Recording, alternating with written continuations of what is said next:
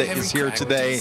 That we have a beloved speaker that's going to be here today as well. So before we get into that, let me just give you kind of a preview of the next few weeks at Lunch and Learn. So if this is your first time at a Lunch and Learn event, welcome. We love hosting these almost every Thursday of the month. We have a Lunch and Learn event. Next Thursday we won't, because there's this big holiday that we're all going to be celebrating, and so if you come at Thanksgiving, nobody's going to be here, all right? But then when you come back 2 weeks from today, Mike Max from WCCO is going to be our guest speaker.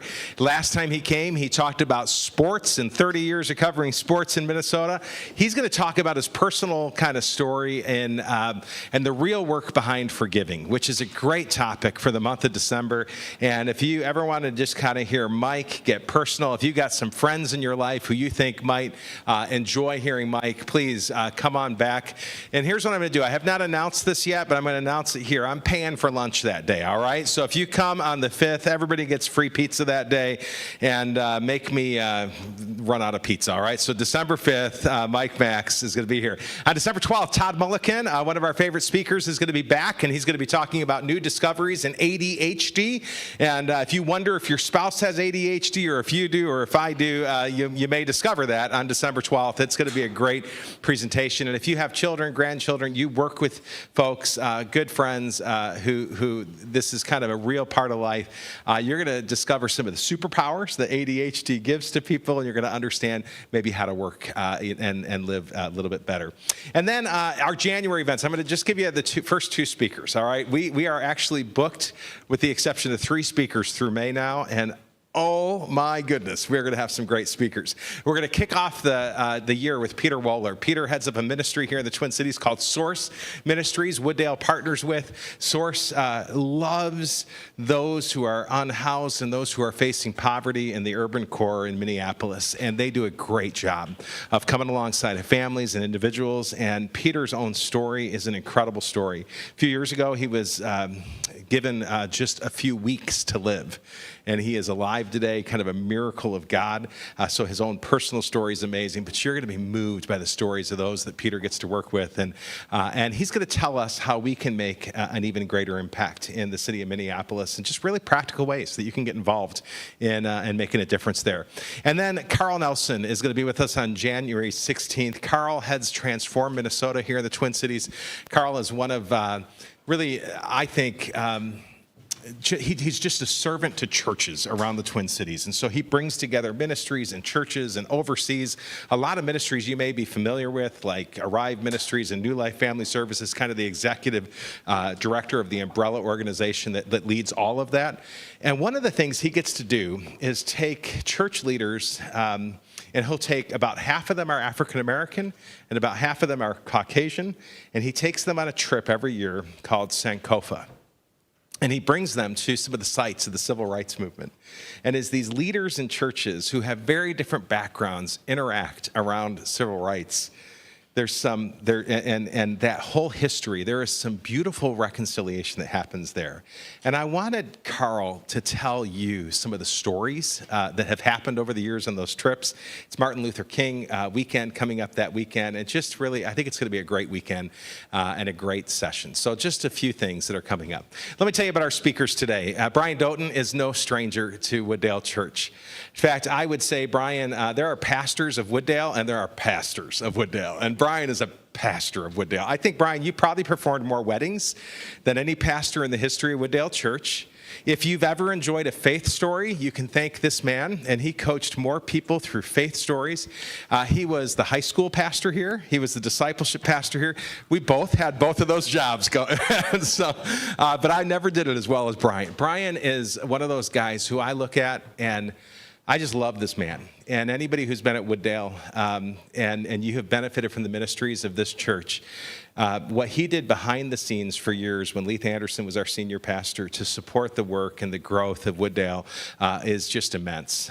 Brian made us all sad in 2005, but we were also all proud when he left to go to our daughter church in Maple Grove and to become the senior pastor, the second senior pastor of Northwood Church. So 24 years here, and you can do the math, 19 years now in Maple Grove serving God's kingdom. him. And what does that say? This is a man who, when he comes to a place, he sticks around and he puts deep roots, and he serves the church so well. And so I'm really excited to have Brian here. He's married to Chris. They have 3 adult children and some grandsons. And his daughter, Megan, is a lot like her father in the sense that sometimes people don't even realize the impact she's made. Here for 7 months. And if you've been in our modern service lately, or even our traditional service, she is the quarterback, if you will, of all of our worship teams. So she works with Dave Donaldson, and she works with that modern service, and God is using her to transform worship and the experience here. It's just so proud. And Brian's other daughter, Kara, was my worship director when I was a senior pastor in Woodbury. And so I love this family and 2 grandsons. And he's got a huge heart for refugees as well. He's partnered with Arrive Ministries here in the Twin Cities for years on refugee ministry, and has had an opportunity to visit the Kakuma refugee camp in northwest Kenya, which is the world's largest refugee camp, 2 times. And he's done that with the International Association for Refugees founder, Tom Albinson, who is our other speaker today. And you're going to hear a little more from Tom today than Brian. Tom, wow. What you are doing around the world in our backyard is spectacular. Tom has been serving refugees full-time since 1981. And so I told you, Brian is somebody that goes deep roots-wise. So is Tom. Because the work of refugee ministry is complex. It is sometimes fraught with misunderstanding, and it is something that is hard, and sometimes thankless work. He founded the International Association for Refugees in 2009, where he serves as president. And prior to that, he served with the Slavic Gospel Association, one of my favorite organizations, in 1981 to 1992, and with international teams in 1992 to 2009. He's pioneered several refugee ministry initiatives and has supervised refugee ministries in, get this, Africa, Australia, Europe, the Middle East, and North America.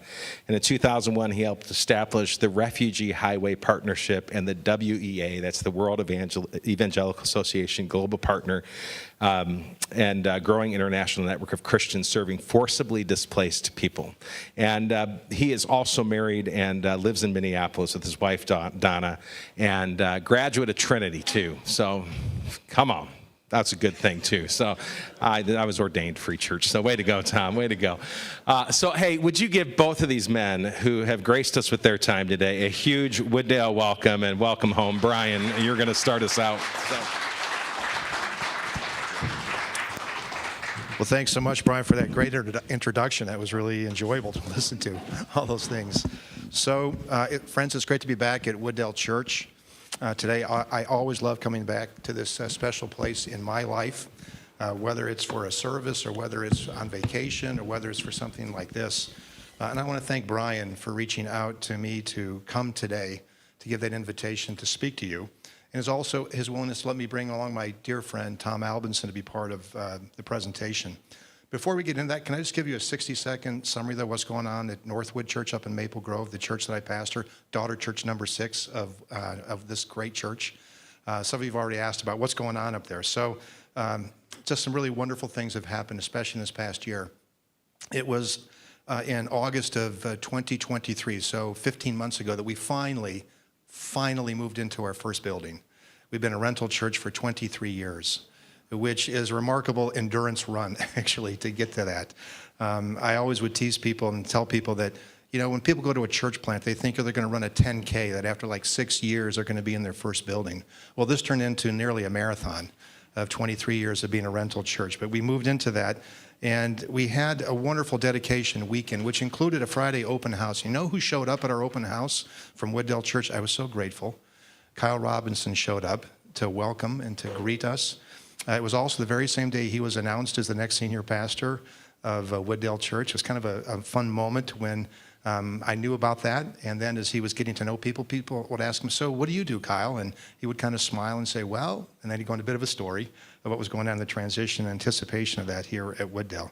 And also we had Leith Anderson speak at our dedication weekend, which was just a holy and blessed time, because the church planting of Wooddale would never have been if it hadn't been for Leith's vision to bring that about. And so it just was special to have him speak. In this past year, Northwood Church has grown by 30%, primarily with young adults and immigrant families in the Maple Grove area. Kind of a surprise. We didn't anticipate that, but the Lord has done that. Small groups are up. Giving is up. New ministries are being launched. Last Saturday, we hosted Todd Mulliken ourselves at Northwood Church for a seminar. He was well received. He does a great job. He's talked about the intersection of mental health and faith and did a great job. So you're going to be blessed when you listen to him again. And I would say this, feel free to come up and visit us any Sunday that you want and give us your Sunday tithe that week when you come, okay? That's a joke. I want you to know that. That's a joke. But Northwood would not exist if it wasn't for the generosity many, many times over of people and also of Wooddale Church. So as I said, Wooddale has been a special place in my life. It's where I met my wife, Chris. It's where we raised our 3 children, Kara, Megan, and Cooper. And Chris and I love the fact that our daughter, Megan, is now serving here on staff. And we get regular updates, almost weekly updates now about what's going on, the good things at Wooddale, which is great to hear. Wooddale is a special place, and it's an amazing church. I also saw in my time here at Wooddale, God do some amazing things. And one of those was that we were able to connect with Arrive Ministries. In those days, it was called World Relief Minnesota before it became Arrive Ministries. And we partnered with them to resettle refugees that were produced because of the Bosnian War back in the mid-90s, if you remember that far back. And so we began that resettlement ministry with Arrive then, which I know has continued on at Wooddale. And I see stories of Wooddale volunteers in the Arrive Ministries newsletter, so I know it continues on doing some great work in that. But it wasn't until I left Wooddale and went to Northwood Church that I began to understand the refugee story, not just of those who are getting resettled to a country like Canada or America, which settled more refugees than any other country in the world, but I began to understand the story of refugees that are stuck in a refugee camp. The statistic that we don't know, that we don't hear, that's not written about, that's not explained well, is that 99.5% of refugees never get resettled. Did you hear that? 99.5% of refugees never get resettled. The average stay in a refugee camp is now approaching 20 years. And what's intended to be a way station is now becoming a destination for many, many people, a difficult destination. And it's just really so hard. And Tom's going to explain that to us a bit when he talks. So because of Wooddale's involvement and arrangement with Arrive Ministries, engagement with Arrive Ministries, I was asked to serve on their board and eventually became chair of that board. And so Arrive Ministries taught me so much about refugee resettlement, but it was when I went to Northwood and then visited a refugee camp called Kakuma in northwest Kenya that I began to learn more about the story of the refugee church. In other words, the church of refugees and refugee camps. And Tom Albinson helped me understand that. And it was in 2013, then the first trip that I took to the Kakuma refugee camp, that while I was there, God just impressed upon me the need that we needed to do at Northwood Church to engage with the refugee church. And so since those days, in the last 10 years, we've invested financially $150,000 in providing Bibles and shelters, a training center, a well outside the camp for internally displaced people also surrounding the refugee camp, a home for asylum seekers here in the Twin Cities. We've resettled 5 refugee families. And so at Northwood, we are seeking to do what the Bible tells us to do, and that is to welcome the stranger and the foreigner who lives among us. And so I invited Tom to join me today because no one is more informed and passionate about the global refugee story and the refugee church than Tom. He is a passionate advocate for refugees. He's also a prophetic voice for the church of what the church can do and in many ways needs to do. And so I just want to invite you, as Tom comes to talk to us today, to listen with an open heart and mind. God is using Tom to call believers and churches to bless refugees, to learn from refugees, to see refugees, to listen to refugees, and to welcome them. One more thing about Tom, and then he's going to come. He's a Minnehaha grad. Anybody here a Minnehaha grad? Nobody's a Minnehaha grad except for his brother Jim, who's here as well, all right? He's a Minnehaha grad. He grew up at First Covenant Church downtown Minneapolis, a 4th generation Albinson in that church. And he smuggled Bibles behind the Iron Curtain before he worked with refugees back in the 1980s. So he's done a lot of different things. God's used him in remarkable ways. So Tom, come up here and tell us more about the refugee story, okay? Welcome, Tom, would you please? Wow, how good to see you all here. I wasn't sure how many people would be here. This is really exciting. So I should show up at more of these. Thank you so much for inviting me, Brian. And thank you for flattering me, Brian. That was very, very nice. Today we are going to be talking about refugees and forcibly displaced people. Before we do, I'd just like to pray together.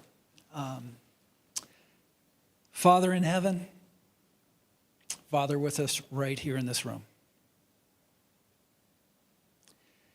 We yield our hearts to you.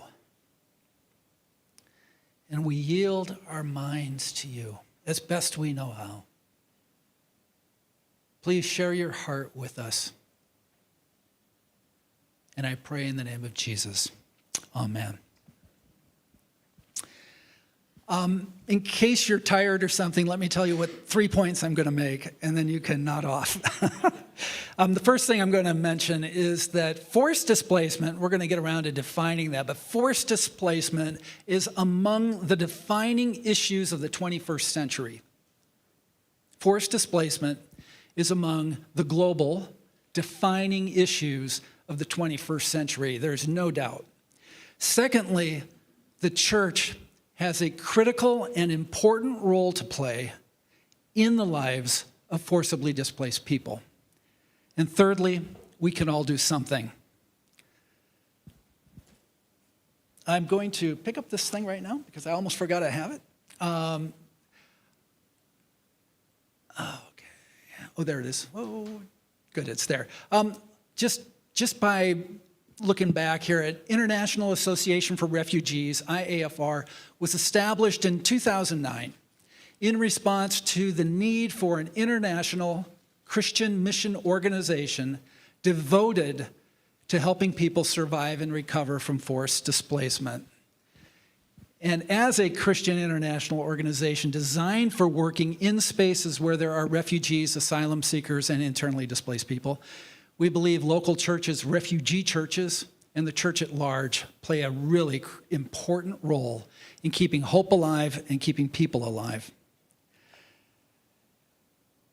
I should also tell you that this is a little map that kind of tells you where we are, where we currently have ministries. The needs out there in the world are way bigger than anything we're meeting right now. Thank God there are many, many players in the world of refugees that are doing a lot of wonderful work keeping people alive.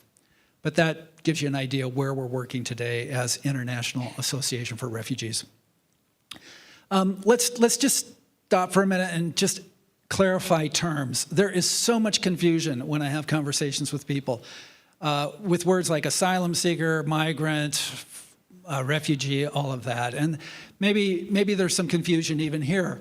So I'm going to use the phrase forcibly displaced people today. And these are people who were forced to flee their homes and possibly their homelands due to war, persecution, or gross violations of human rights. Okay? So these are people who have been forced to flee, at least their homes, by war, persecution, gross violations of human rights. We're not talking today specifically about people who leave their homes and move somewhere else, like I did in 1980, and I moved to Europe. I was a migrant. I was going to go do something there. These are people who didn't have a choice like I did. Now, there are three main groups of people that fit that description of forcibly displaced people. One group goes by the tag internally displaced people. You probably don't hear that as often in the news, although when you hear about what's going on in Ukraine or Gaza, Lebanon today, Syria, you do hear about the millions of people who've been forced to flee their homes, but who have not yet fled their country. This is the largest group of forcibly displaced people on the planet because nobody wants to leave their homeland. Nobody. Do you? Do you want to leave America? I've never met, in my work over 45 years, I haven't yet met a person who just wanted to leave their country, their traditions, their languages, to go to a place that doesn't even respect or acknowledge their educational background and things. Now, there are people who do pursue work. They do move internationally. But these people were forced to flee their homes. That's usually in war-torn areas. Sudan right now has almost 10 million such people in Sudan alone. They are often in the worst shape of all forcibly displaced people because it is often very difficult for humanitarian organizations to access the places where there are internally displaced people. So they often get less help and assistance than even refugees or asylum seekers. The next group I'm going to talk about is refugee. What is a refugee? If we had more time, I would have made you answer that question first. You're lucky. Refugees are people who were forced to flee their country, not only their home, but their country, and are afraid to return. They have a well-founded fear that if they go back, they could be facing prison or death. And they have a protection given to them, either from an international group like the United Nations or from a country like the US or Kenya or other countries on the planet that host refugees. So forced to flee their home, their country, afraid to return, and have received some degree of protection so they will not be forcibly repatriated. Got it? So then the next word, this one's in the news more and more. It used to be never in the news. Asylum seekers, who are they? So these are like refugees with one really important difference. An asylum seeker is a person who was forced to flee their country, not only their home, but also their country. They're afraid to return home, and they are seeking to be recognized as a refugee. Because if they get refuge, then they will not be in danger of being sent back to the place where they fear they will be either put in prison or killed for some reason or other, okay? So these are the forcibly displaced people in the world today. I want to show you a video. We update it every year with the latest statistics and things like that. And I want to put some pictures in your mind as well about who these people are, what they look like, and some of the numbers around it. I actually believe some of this is going to surprise you. We're going to look at things like who is producing the most refugees in the world. And we're going to ask questions like, in the video, who's hosting the most refugees in the world? I would love to ask you that question live, but I'm not going to, and you can thank me later. But I think you're going to find some surprises. So you're going to have to read. I hope you can see the text from where you are.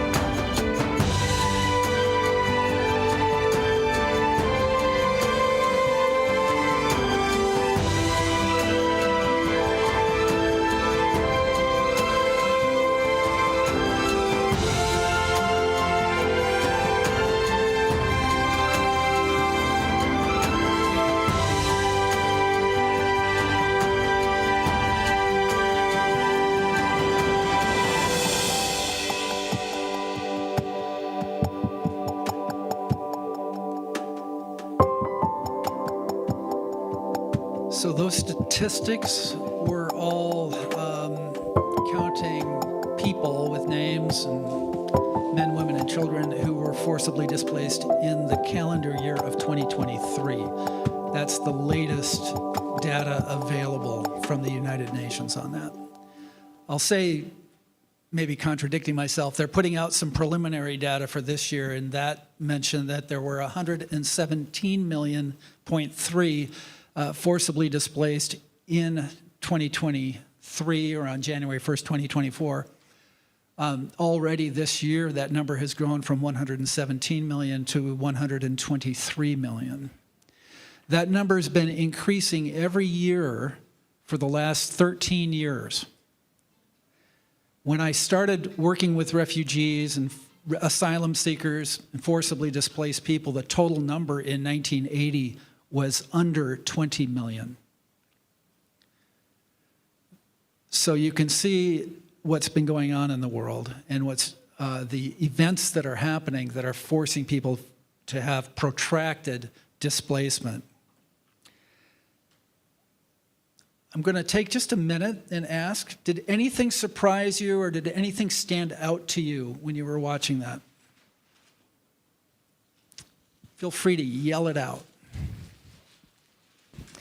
One thing that surprised me was that United States wasn't even on the list of the countries that host the most. And in contrast, we were the #1 country that people want to come to on that other side. So that to me was a real eye-opener. Yeah, good catch. Thanks, Brian, for Yeah, you making bet. that Anybody mic else? available. That's great. How do you define the 10 million immigrants in the U.S. that aren't on your list at all? Are they defined differently than a refugee? Good question. So how do we define the 10 million refugees that aren't on this list, right? So again, if you think about if it's a big pie here, the big pie, let's call it migrants, okay? Those are people who just move from point A to point B, and you can move from Minneapolis to St. Paul. Why would you? But if you did, or vice versa, why would you do that? You'd be migrating. When we're talking about international migration and crossing borders and stuff, those are still migrants, right?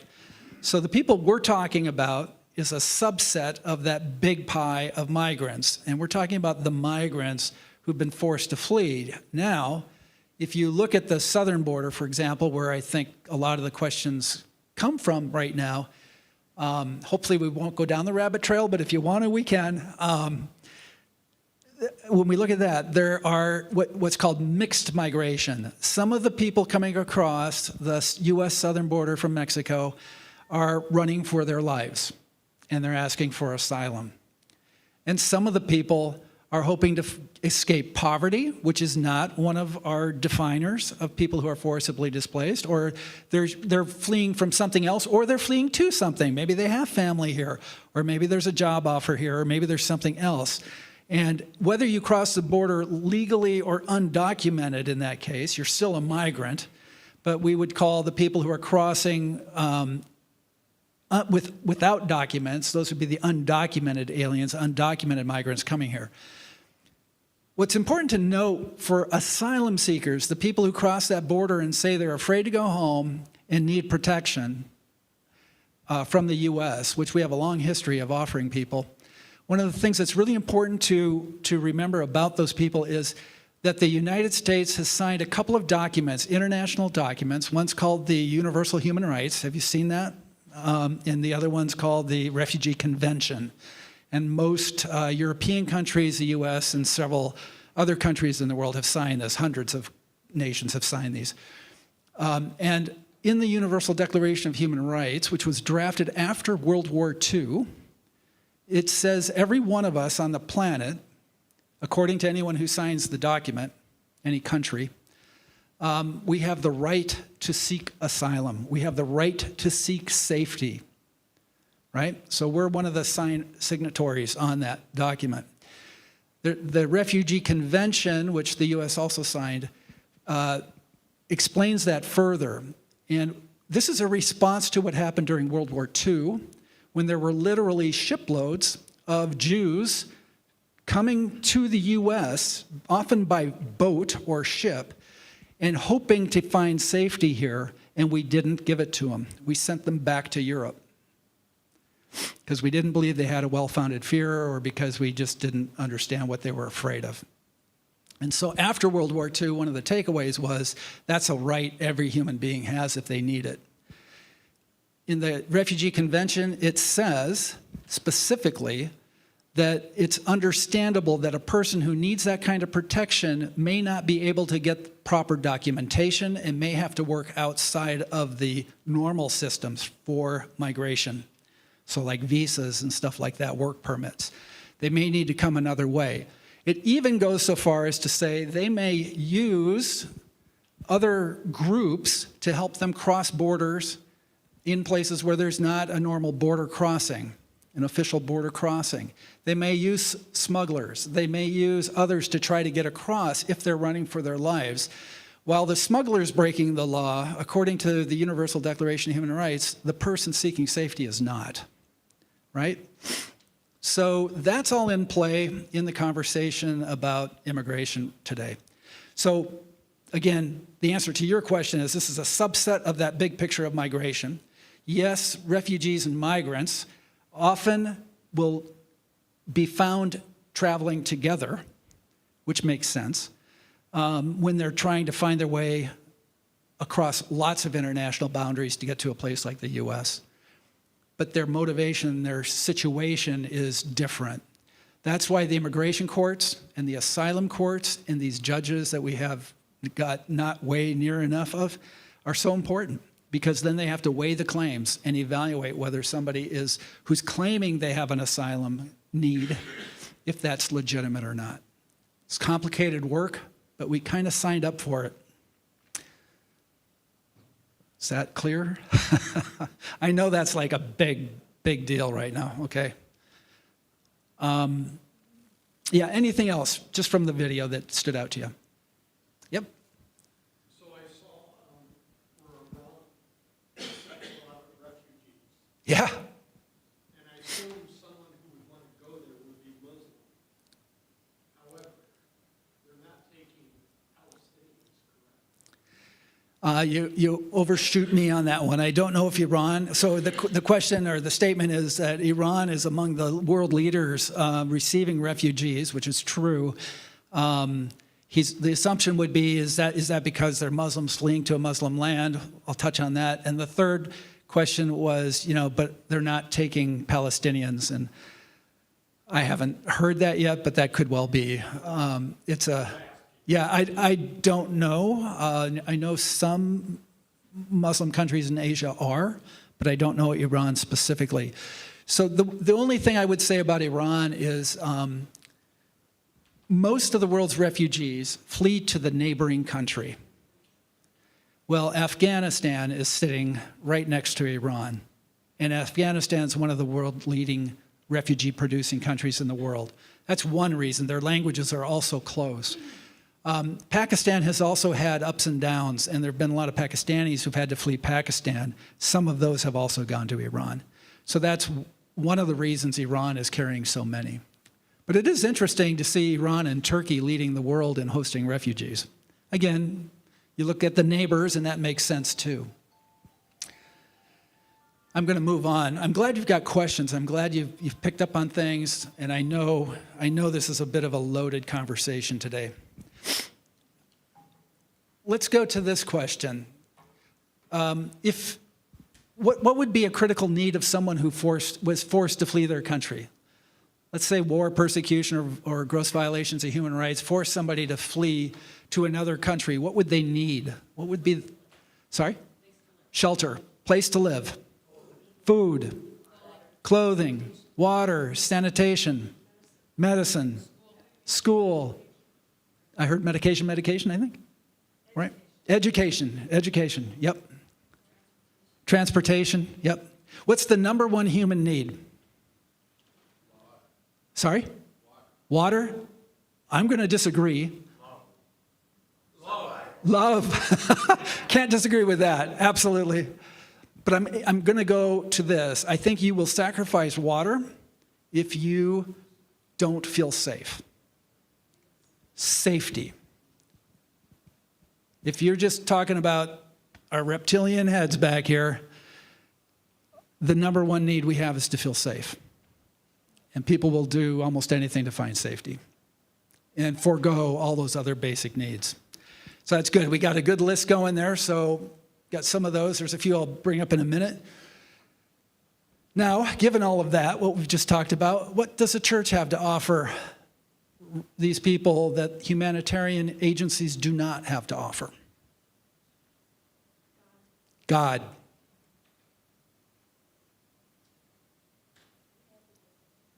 Sorry? An advocate. Friends. Hope. Yeah, we're nailing it now. Compassion. This is good. Yeah, it's good. Now, I will say, I have been really, really impressed with the people I've met from very diverse humanitarian organizations. I have found very kind-hearted people, often who are burning out because of the work that they do. But I think we've touched on some really important things that the church has to offer.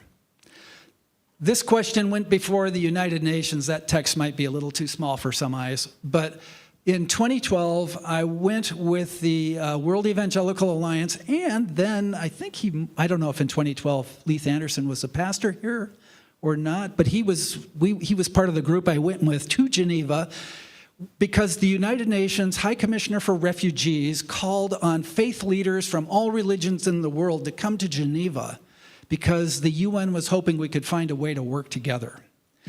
And the question is so why do they need us? Why does the UN or why do these aid agencies need us? And the High Commissioner said, for the vast majority of uprooted people, there are few things as powerful as their faith in helping them cope with fear, loss, separation, and destitution. Faith is also central to hope and resilience. This is the High Commissioner for Refugees, who's today the General Secretary of the United Nations, Antonio Guterres. He went on to say local religious communities, think church, and faith leaders also play a central role in most humanitarian crises. They are better placed to address the spiritual needs of communities affected by conflict, disaster, and displacement. Even more importantly, in most circumstances, local religious communities are the first which people turn to for protection, assistance, and counseling. Faith-based organizations, again, think church, often enjoy higher levels of trust from the community, better access, and broader local knowledge, all of which are important assets in programs, in program design and delivery. So that the High Commissioner spent a couple days with faith leaders from around the world saying, is there a way we can finally figure out how to work together better? Because we need you.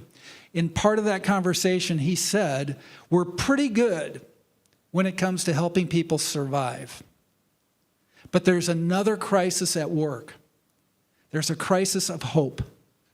And we don't deal in the currency of hope. You say you do, looking at all the religions in the room. You say you do, and we hope that's true. Wow. Wow. And we have found that even that gigantic international thing called the UN is looking for ways to keep hope alive, but knows that they don't know what hope's even made of. So do we? I'm going to rip through this really fast. What is hope made of? If hope was a soup, what would you chop up and put into the water to create hope soup?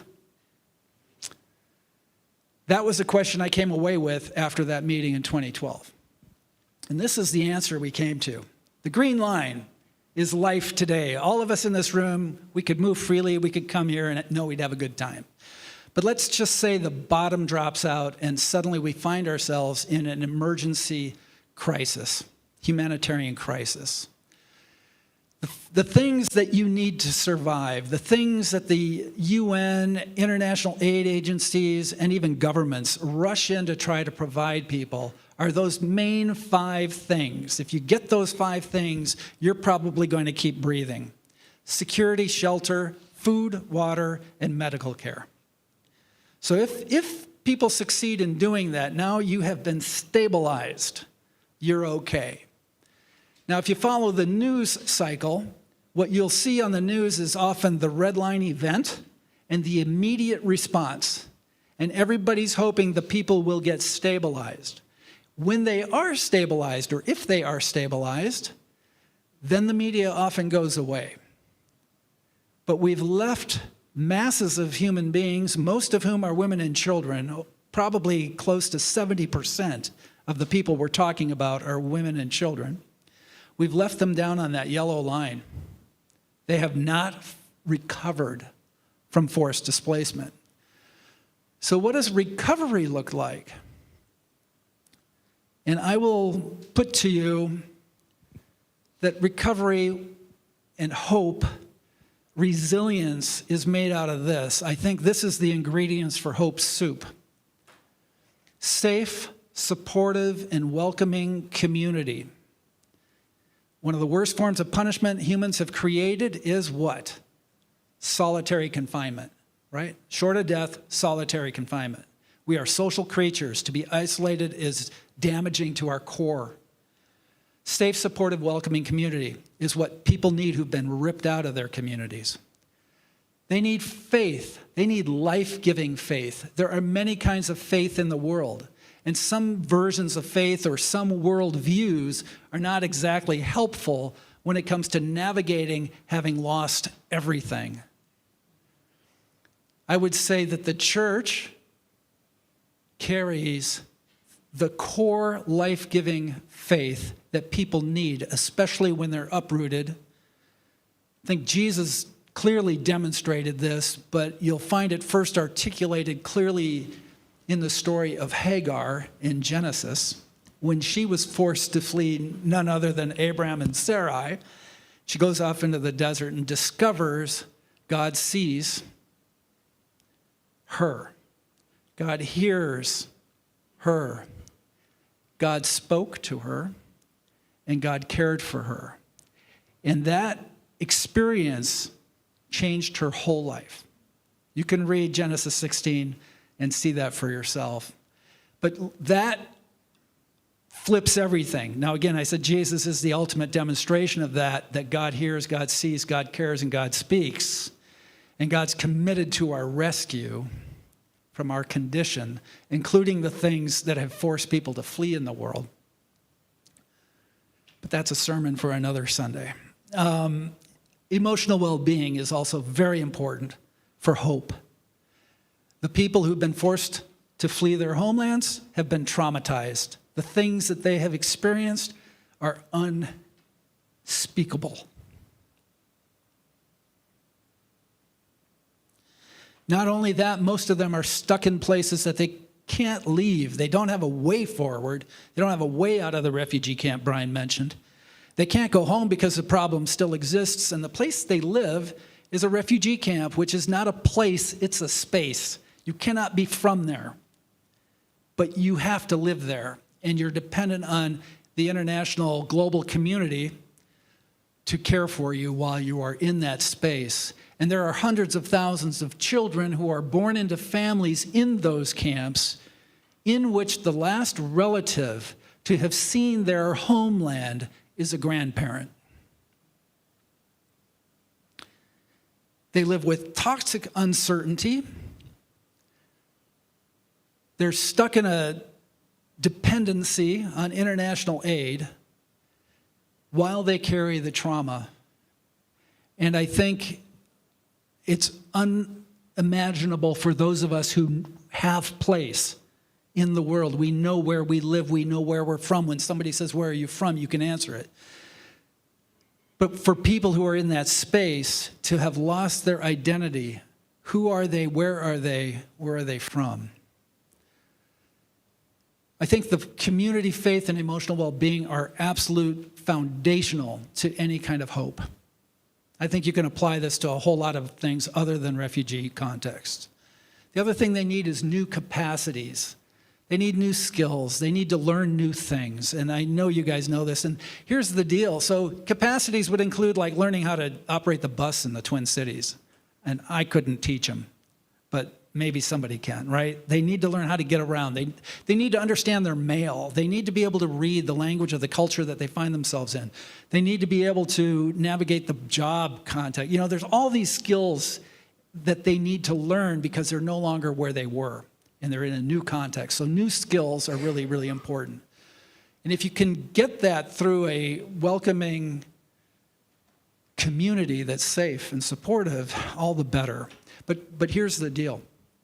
Quite often when we think of refugees and asylum seekers, that's where we start. They need food, so we'll give them food. They need shelter, so we'll give them shelter. They need clothes, so we'll give them clothes. Don't mistake what I'm saying. Those are critical things and core to hope.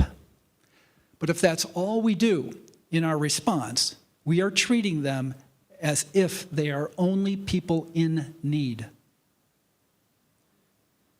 And they are more, just like us, they are more than people in need. They bring gifts, they bring value with them.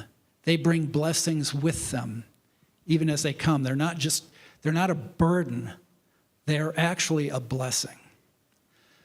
So if we only address capacity, we might offer real life help that's really, really valuable, and at the same time continue dehumanizing them by treating them as if they have nothing to offer the world around them. And that brings us to the strange word of contribution. And this is the magic sauce to the soup. Contribution means we see they bring with them a meaningful contribution to the world in which they find themselves. They're givers, not only takers. So when we walk into a refugee camp where people don't have enough food, they live in mud huts with metal roofs that get blown off by the wind. They're in a floodplain in the desert, so when it does rain, shelters fall apart because they're made out of mud. There's not enough of anything in that place. It'd be real easy to walk in there and say, these are just people in need. We just need to keep finding ways to give them stuff. But Brian knows, when we walk in there and we meet with pastors who are in the camp, you know, a pastor who gets uprooted is still a pastor. The pastors are pastors, a strange breed, right? But pastors are pastors. And in refugee camps, pastors are pastors. And there are 175 churches spanning many nationalities and more ethnic groups than I can count in Kakuma refugee camp that has 300,000 people in it. And that's one network of all these churches called the United Refugee and Host Churches that are trying to keep hope alive and trying to help their people survive. And these pastors are carrying the same displacement, similar traumas, and yet they're giving themselves to people to try to carry them through that really tough time. To me, they're like Moses walking with the Israelites through the desert for 40 years. That's tough work. I remember at one point Moses said, "Slay me now, Lord. This is too much," right? But these pastors are there, and so when we walk into Kakuma refugee camp, we don't come in with our great ideas and solutions.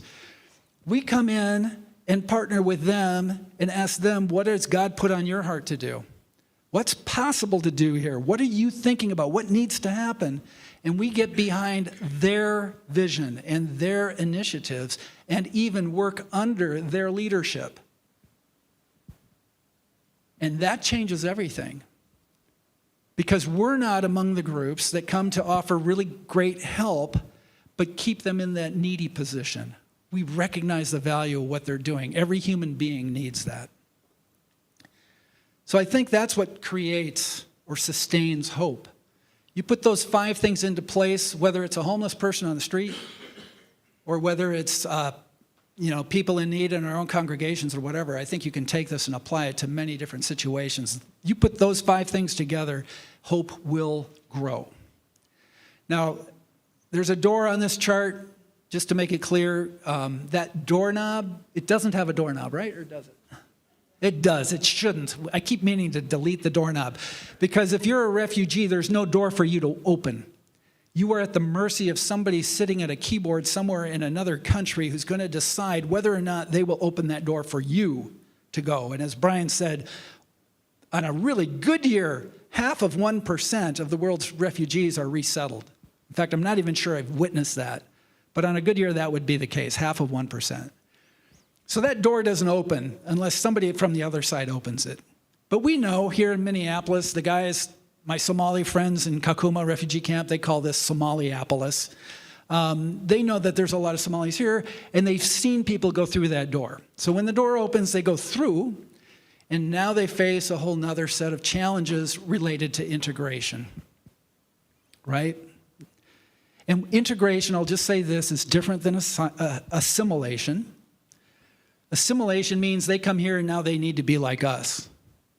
Integration says they get to retain who they are, and they'll need to adjust their lives because they're here. And the community that receives them will have to adjust the way we do our lives too because they're here. And at the end of the day, hopefully they're better. We're all better off if we can pursue integration. If you look at that recovery line, it's clear the humanitarian world is not able to deliver more than maybe stuff in the capacity area. But think of the church. I think that's a description of a healthy church. Safe, supportive, welcoming community with a life-giving worldview, a healing community, place where damaged people can come, all of us can come in limping and find healing. Place where we all have something to contribute. It's pretty powerful. That's why the church has to show up. I'm going to stop there because we do need some time for Q&A. I was going to get to what can we do, but I think some of that can flow out of what we've done. Awesome. Tom, I think we have to have you back, too. This is great. Let's give Tom a hand, too, as we get ready for some Q&A. So if you've got a question, I'm going to bring the mic to you because people are listening online, and we want to make sure they can hear your question. So who has a question today? Put your hand up, and I'll make my way there. All right, right over here. You know, I liked your little diagram there, but one of the things that I thought should be added somewhere, and I don't exactly know where, is purpose. Mm-hmm. Yeah. Having a purpose is what moves you forward. Yeah.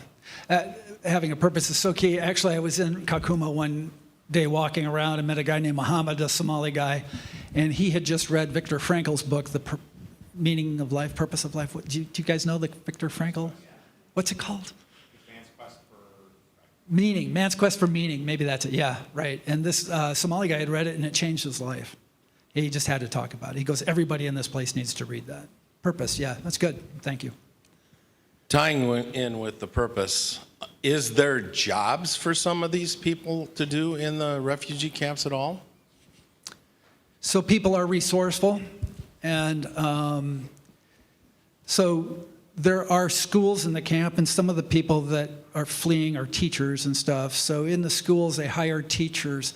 It can be a sore spot because in the humanitarian world, in most countries where there's camps, the staff of humanitarian agencies gets paid 8 to 10 times more than a refugee who does the same work.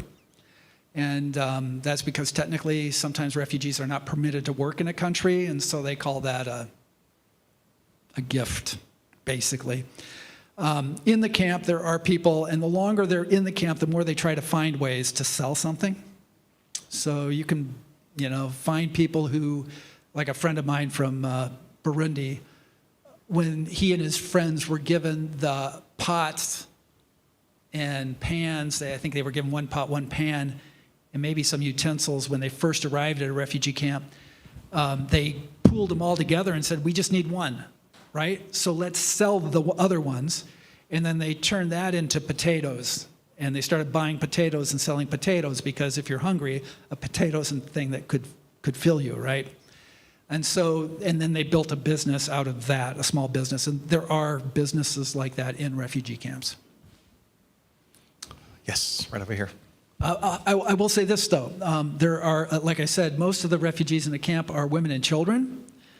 So if you're thinking they're mostly men, change that picture in your mind. And a lot of the women are single moms, which makes working really, really hard in a place like a refugee camp where water's rationed, firewood's rationed, everything's rationed. They're just trying to figure out how to survive every day. And so there are people in these camps that are not able to figure out a way to generate an income. It's a Teufelskreis in German. I don't know, they call it a devil's circle. It's like you can't get out of it. I could probably go to the website, but is there a place where a lot of this information that was delivered quite rapidly and with maybe a little more depth, Yes. you can find? And Yes. is there a certain area? Sometimes websites can be a little dense good. and not Yeah. know where you can find Yeah, the so, information. yeah, please go to the website, IAFR.org.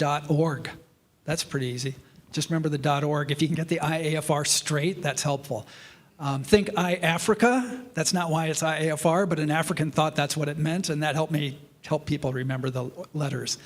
If you go there, go to the resources menu, and under that you'll see Refugees 101, and you'll see a thing called the toolbox.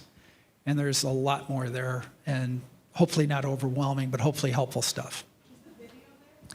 The video's on the site too, and you can download it. You can share it. You can And you'll be stream able to it. watch the video on our website. Go to our YouTube channel. You'll be able to rewatch this presentation. It's going to be right there. Yeah, Familyresource.info. yeah. Anybody else? All right, we're going to make this the last question, and then if you want to stick around afterwards and ask Tom some questions, can you give us people a few minutes today? Absolutely. Excellent. What can we do? Well, that's where I was going, right? So, one, get informed. I think there's a lot of misinformation and a lot of misrepresentation going on about these people, and I think you can get informed. If you don't know where to start, I'm going to dare say go to the IAFR.org, go to the resources page. You'll find links to other stuff too that you can take as deep a dive as you want, but we'll link you to some other really good information that represents these people well. How do I know it represents people well? Because I've been working with them for 45 years. I'm not just throwing links out because of something else. We've been throwing these links around since the 80s. So there's good information available. So get informed. Second thing you can do is advocate. So once you're informed, you can advocate on behalf of forcibly displaced people. If you hear them being misrepresented and it's possible, you can speak back into that situation or conversation. Prayer is advocacy, right? So before God, join your prayer with their prayers. And if you need some help to know how do I pray for forcibly displaced people, I recommend going to Psalm 107. It might just become your favorite psalm. Psalm 107, and read the first 9 verses. That is a beautiful catalyst to pray. I leverage it all the time. So prayer, advocacy is really good. Another thing you can do is volunteer. I know, Wooddale, you are resettling refugees. I have been in your, is it called a clothing room? Yeah. Clothing room over there and talked with Kathy. And I want to just put in my 2 cents worth. How amazing and cool it is that the things in that room are new and don't have my initials on them. If you go back to that concept of the church being a force of hope in the world and of being a rehumanizer in the world, given that we're made in the image of God, by giving people something new like that, you're telling them, you're giving them a sign of their inherent value as a human being, and that is really powerful. Doesn't mean that used clothing's bad. It's just that is beautiful because that's feeding another thing beyond the jacket or beyond the boots. It's feeding the soul. So thank you for doing that, Wooddale. There are opportunities to volunteer locally. You guys know Arrive Ministries. I love Arrive Ministries. I'm so glad you're connected. There's also 3 houses that we have that are housing asylum seekers in the Twin Cities. They're called Jonathan houses, taking the verse from 1 Samuel 23 that says Jonathan went out in the desert to find David when he was fleeing from King Saul. David was a refugee. And it says Jonathan went out to find him in the desert to help him find strength in God.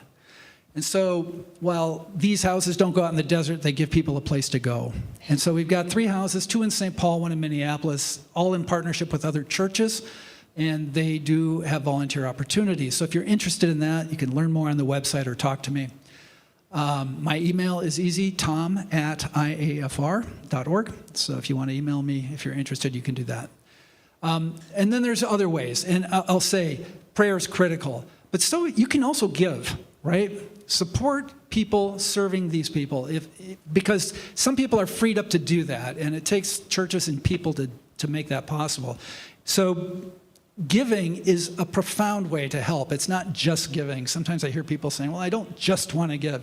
I'm like, nothing happens if people don't give. So I just want to encourage you you can engage that way. There's volunteer opportunities, and there are service opportunities long-term as well. I'm Exhibit A on that one. I wouldn't trade my life for anything. And so there are opportunities for long-term engagement internationally, including in the U.S. All right, let's give Tom and Brian a hand one more time. Thank you, gentlemen, for being with us today. I'm going to give you some homework this week to the rest of you. So if you want something you can do this week, it's Thanksgiving week coming up. So next Thursday, maybe you've got an extra spot at your table. And maybe you just want to invite somebody. Let me tell you, Jamal, Jabril, Sadeh, Fadima, Fatuma, Omar are all friends that I know that have lived in refugee camps for a large portion of their life and now live in the United States, and they are my neighbors.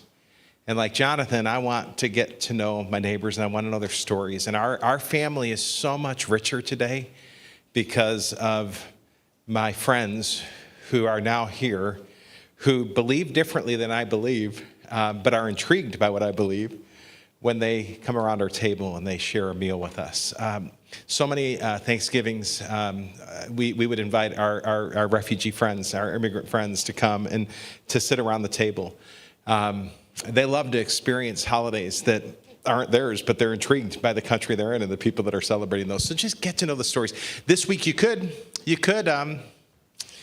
stop by Carmel Square Mall in Minneapolis, and you could walk in and you could actually maybe feel a little bit like it feels like to be an immigrant, because you're going to be in the vast minority.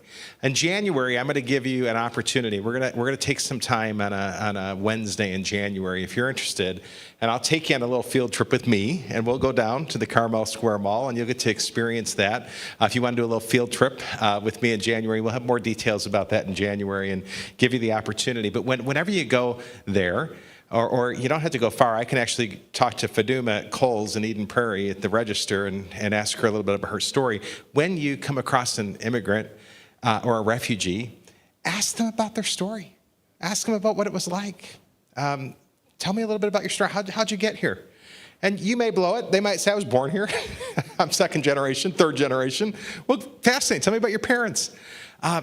But listen to the stories, and again, your life's going to be richer because of it, and you're going to understand some beautiful, beautiful things, and you're going to get to meet some great friends. Again, 2 weeks from today, Mike Max is going to be here talking about the power of forgiveness and a little bit about his own story, and we'd love to see you back for that event. Invite a friend. Thank you for being here. Tom and Brian will stick around for a little bit.